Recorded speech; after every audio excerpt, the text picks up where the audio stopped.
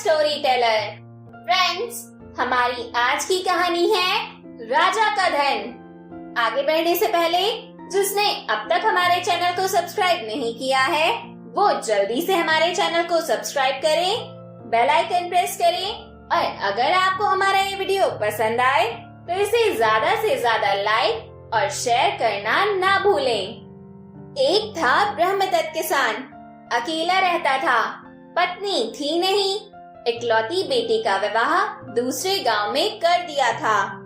थोड़ी सी जमीन थी, उस पर मेहनत से खेती बाड़ी करता था।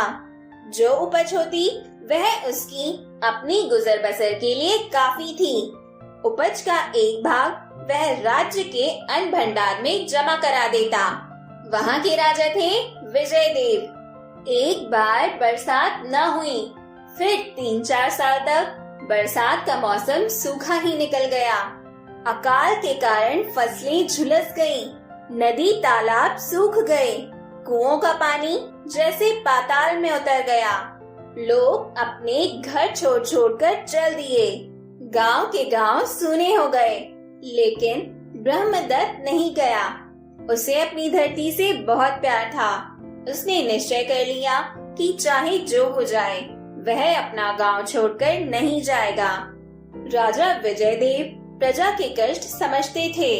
उन्होंने अपने अन्न भंडारों के मुंह खोल दिए, धन से भी प्रजा की सहायता की, लेकिन अकाल भीषण था। राज्य की आर्थिक स्थिति डगमगाने लगी। पड़ोसी राज्य का शासक था क्रूर सिंह। वह पहले 2 बार युद्ध में विजय देव से हार चुका था। हार का बदला चुकाने का अच्छा मौका देख उसने विजय देव पर आक्रमण कर दिया। एक तरफ अकाल का संकट, दूसरी तरफ युद्ध की परेशानी। राजा विजय देव चारों ओर से घिर गए। उन्हीं दिनों की बात है। एक रोज ब्रह्मदत्त सूखी नदी के किनारे बैठा उदास आंखों से इधर उधर देख रहा था। धरती पर सब तरफ दरारें नजर आ रही थी। वह सोच रहा था, ना जाने कब पानी बरसेगा, अब तो सहा नहीं जाता। तभी उसकी नजर एक नेवले पर पड़ी। वह अपना बदन फुलाए किसी पर झपटने को तैयार हो रहा था। थोड़ी दूर पर एक सांप का बच्चा दिखाई दिया। ब्रह्मदत्त समझ गया कि अब सांप की खैर नहीं है। उसने झट नेवले को भगा दिया। नेवले के जाते ही बांबी से सांपन बाहर निकली। उसने ब्रह्मदत्त के सामने अपने मुंह से एक सोने का सिक्का गिरा दिया। फिर मनुष्य की वाणी में बोली, तुमने मेरे बच्चे को बचाया है, यह सिक्का रख लो। ऐसे सिक्कों से भरे कई कलश एक सुरक्षित स्थान पर रखे हैं, चल कर ले लो। यह सुनकर ब्रह्मदत्त ने कहा, मुझे सोने के सिक्के नहीं चाहिए। मैं ठहरा साधारण किसान, धरती का बेटा। अपनी मेहनत की कमाई पसंद करता हूँ, उसी को अपना मानता हूँ। वैसे भी अकेला हूँ, धरती से बहुत मिल जाता है। मेरे पिता कहा करते थे, जरूरत से अधिक धन आदमी को अभिमान की कीचड़ में धकेल देता है। कुछ पल चुप रहने के बाद सांपन ने कहा, ब्रह्मदत्त, तुम्हारे मुंह से ऐसी बातें सुनकर बहुत अच्छा लगा, लेकिन सोने के सिक्के केवल तुम ही ले सकते हो। तुम जैसे चाहो इस धन को खर्च कर सकते हो। हाँ, याद रहे कि यह अच्छे काम में ही लगे। ब्रह्मदत्त ने कहा, मुझे इतना बड़ा पुरस्कार क्यों दे रही हो? इस पर सांपन ने कहा, तुम नहीं जानते, पर मुझे पता है। पूर्व जन्म में तुम एक प्रतापी राजा थे। सब जीवों पर दया भाव रहता था तुम्हारे मन में। एक बार तुम्हारा नन्हा बेटा बाग में सोया हुआ था। उसके मुंह पर धूप आ रही थी। मेरे एक साथी नाग ने उस पर छाया करने के लिए अपना फन फैला दिया। जब तुमने यह देखा तो तलवार से सांप को मार डाला। तुम सोच रहे थे शायद वह तुम्हारे बेटे को डस लेगा। ब्रह्मदत्त आश्चर्य में डूबा अपने पूर्व जन्म की विचित्र कथा सुन रहा था। फिर क्या हुआ? उसके मुंह से निकला, मुझे बहुत क्रोध आया, पर तुमने बेटे की चिंता में यह कर्म किया था। मैं तुम्हारे दयालु स्वभाव को जानती थी। मैंने तुम्हें डसा नहीं। हाँ, अपने साथियों के संग तुम्हारे पुरखों के खजाने पर कब्जा अवश्य कर लिया। तुम्हें धन का अभाव हो गया, इस कारण तुम पड़ोसी राजा से युद्ध में हार गए।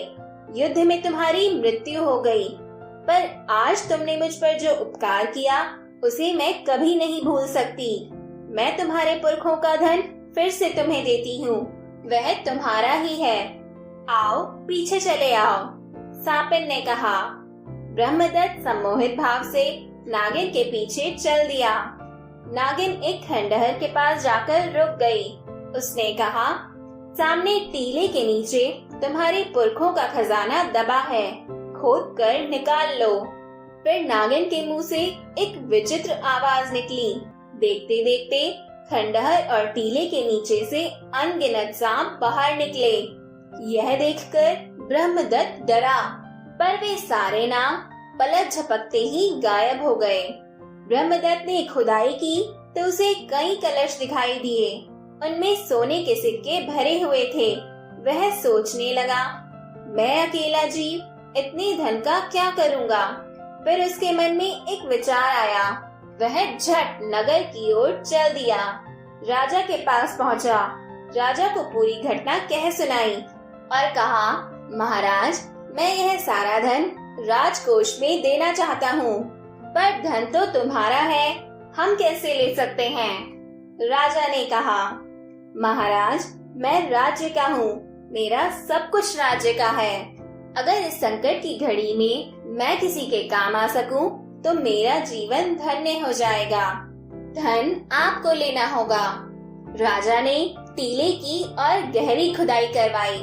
वहाँ अपार धन मिला। उससे जगह जगह गहरे कुएं खुदवाए गए। उन कुओं के पानी से लोगों को बहुत राहत मिली। कुछ समय बाद बरसात भी शुरू हो गई। अकाल का संकट मिट गया। क्रूर सिंह को भी हार कर भागना पड़ा।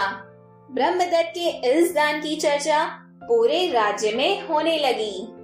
तो दोस्तों, हमारी आज की ये कहानी भी यहीं पर खत्म होती है और इस कहानी से हमें यह शिक्षा मिलती है कि अच्छे कर्मों का फल हमेशा अच्छा ही होता है और वह देर से ही सही हमें मिल ही जाता है। इसलिए हमेशा अच्छे कर्म करने चाहिए। और अब बारी है आपके जीवन के लिए मेरी एक महत्वपूर्ण सलाह की। सफल होने के लिए सफलता की इच्छा असफलता के भय से अधिक होनी चाहिए। तो फ्रेंड्स, मेरी इस सलाह को हमेशा ध्यान में रखिएगा और मेरे साथ मिलकर एंजॉय करते रहिएगा मेरी इंटरेस्टिंग ऑडियो टेल्स। हम सब फिर मिलेंगे नेक्स्ट वीडियो में एक और दिलचस्प कहानी के साथ। और फ्रेंड्स, जाने से पहले do like, share, comments and subscribe. Thank you.